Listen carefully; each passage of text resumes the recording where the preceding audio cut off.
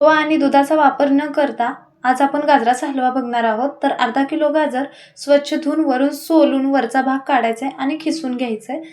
कढईमध्ये 2 चमचे तूप टाकायचं आहे. त्याच्यामध्ये आवडीनुसार ड्रायफ्रूट्स टाकायच्यात आणि एखादा मिनिट परतून हे काढून घ्यायचं आहे. तर यामध्येच परत एकदा 1 चमचा तूप टाकते. टोटल 3 चमचे तुपाचा वापर केला आहे. गाजर खिसलेले टाकायच्यात. एक 5 मिनिटं परतून घ्यायचं आहे एकदम लो फ्लेमवरती. साखर टाकायची आवडीनुसार आणि सर्व मिक्स करून परत एकदा याच्यावरती झाकण ठेवून एक 5 मिनिटं लो फ्लेमवरती शिजवून घ्यायचं आहे.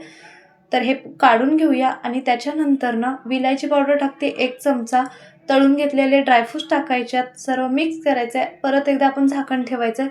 असं जवळपास 15 ते 20 मिनिटं हा गाजरचा हलवा लो फ्लेमवरती शिजवून घ्यायचं आहे. साहित्य खाली डिस्क्रिप्शन बॉक्समध्ये देते. फुल व्हिडिओ माझ्या चॅनलवरती मिळून जाईल. अशा प्रकारे दूध, खवा वगैरे न वापरता आपला गाजराचा हलवा रसरशीत असा तयार आहे.